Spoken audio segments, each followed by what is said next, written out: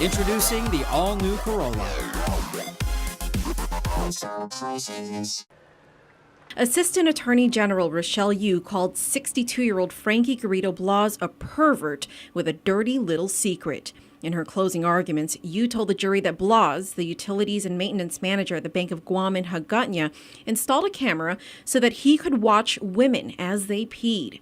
The camera, Yu says, was placed inside the sixth-floor utility room that led to the toilet paper dispenser in the women's restroom. She went into elaborate detail as to how Blas was caught, saying he made the mistake of leaving his camera inside one of the stalls in the men's restroom.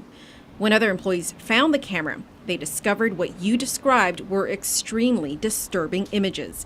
The memory card was placed into an envelope and slipped under the HR office door. Once HR determined exactly what they saw on the memory card, they attempted to open the door to the utility room in question. But Yu says none of the 5 employees who tried to unlock the door could open it. When the defendant was confronted, he admitted he knew about the hole, but he did nothing about it for a whole year. He admitted to peeking and looking at women, says Yu. A deeper investigation revealed that the same images were found on Blas's personal laptop that was later found in the utility room, along with adult DVDs and even sex toys, Yu told the jury. Blas was arrested in 2009 and indicted on 2 counts of invasion of privacy for the 2 female victims he allegedly stalked. But defense attorney Curtis Vandeveld poked holes at the evidence, calling it unreliable because it was tainted.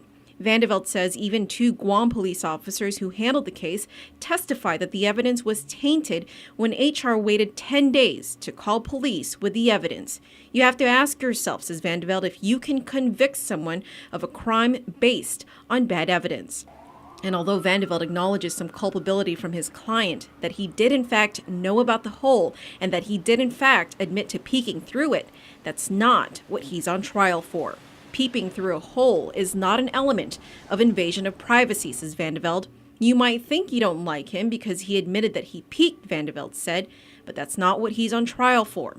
Vandeveld says confessing to peeking does not necessarily mean he installed the hidden camera. And as creepy as he may look, Vandeveld urged jurors that the prosecution simply wanted to sway the jury based on the emotional testimony of the 2 female victims. During the 3-day trial, the women testified that they felt uncomfortable around Blas.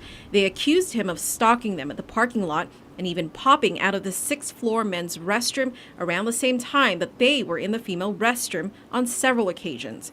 Vandeveld dismissed these as mere coincidences. He also reminded the jury that there is no direct evidence tying Blas to the camera. He said no one could ever testify as to the dates the images were allegedly recorded, and the only date found on the camera was from an unrelated image taken in 2008.